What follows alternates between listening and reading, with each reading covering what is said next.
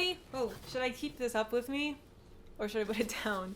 Let me go put it down. My name is Sarah K. Regli. Wow, guys. Wow. Today we're going to be going over creating a vision board for what you want your future to look like. And I know, we don't know what tomorrow will bring. There's a lot of turbulence and our futures are kind of up in the air. And in that feeling of inner chaos that is around us, the only thing that you can do in this world, my friends, is to change you. That's right. I just said it. If you watch that video about my intentional living outline, then you know the first step is dreaming. And the more grown up word for dreaming, I would say, is visualizing. It is creating something that helps you keep the eye on the prize, so to speak. And for me, I am a visual person. I really like bulletin boards. I have had this particular bulletin board for, oh my gosh, since I was a child, and I just held on to it for a long time. So this is what works for me, but for you, maybe it's something that you create on your computer. It's a song you write. It's a rap. It's a poem. It's a list. It's a whatever like makes sense to you and your brain, and something that will encourage you and inspire you. Create that. One of the reasons I chose a bulletin board is I wanted something that I could change things out or add things to as my hopes and dreams adjust. I could change out the pictures or the patterns or the sayings or whatnot to fit what those things are. So let me kind of go over just some of the things that are personal to me, because as I'm doing this intentional living channel, I'm trying to learn these things too. This is not me preaching that I know how to do everything in a perfect way. This is me like going along with you on this journey. So I just want to keep that up there. I'm working on these things. I don't have life figured out. Come on. None of us have it all completely figured out, right? I live in Los Angeles. I live in Los Angeles because I'm pursuing acting work here. And while in the making of it, this video, things are pretty still locked down out here in La La Land. But that's the goal, that's the dream, and the dream is still there. So I have like a self-tape audition, I have casting networks, Actors Access, Backstage. These are a few of the very many websites that actors use in order to put their resources out there to the world. My film corner over here. Next corner. So this one we have more like YouTube corner and the goals that will help me as create more content for you. In case you aren't familiar with the platform, if you get 1,000 subscribers and 4,000 watch time hours, you may qualify to get Google ads. It's, all those little ads that you see before with videos that you all watch. Well, part of those proceeds go to the people who create those videos, which is pretty dope. At the time of making this video, I am at 47 subscribers. And like, oh my gosh, I think I'm at 85 hours of watch time. So I am on my way. And here's a quote. It says, "Nothing that you have not given away will ever truly be yours." And this is from a quote by C.S. Lewis. And I put this on my graduation cap when I graduated from the colleges. And I didn't really know what it meant. And I'm still kind of diving into like what it means.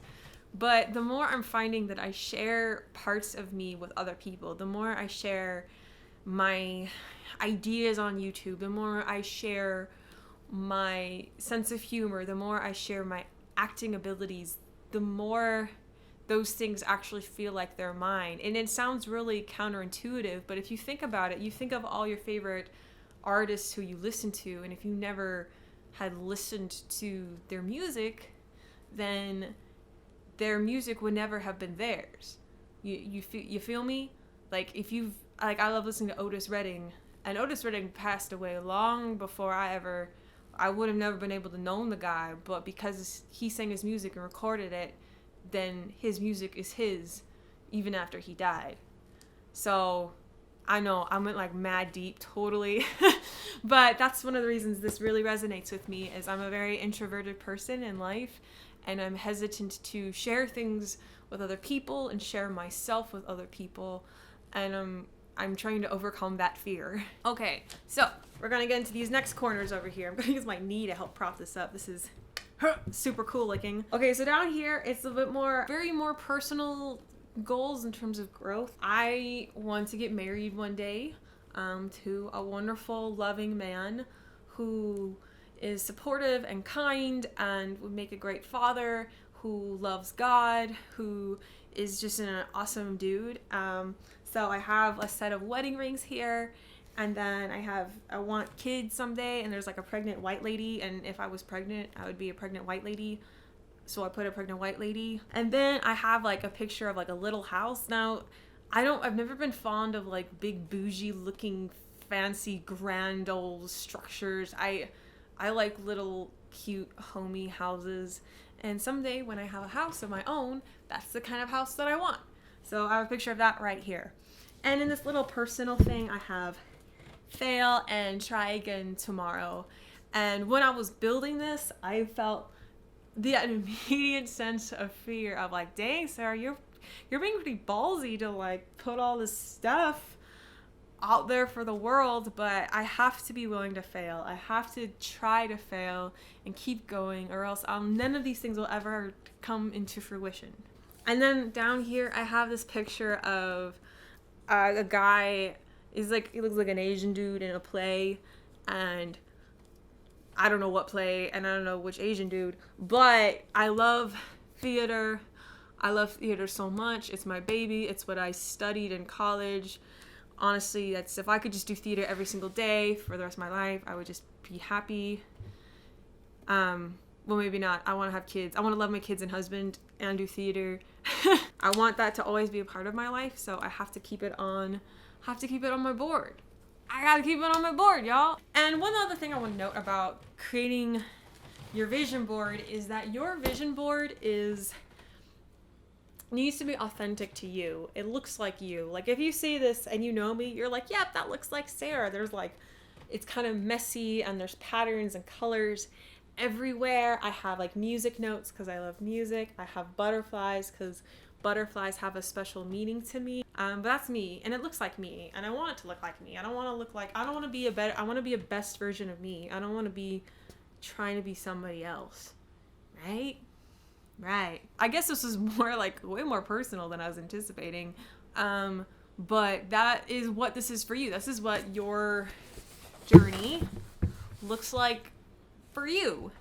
And what your vision board may look like is up to your own, creativity of how you want your life to look.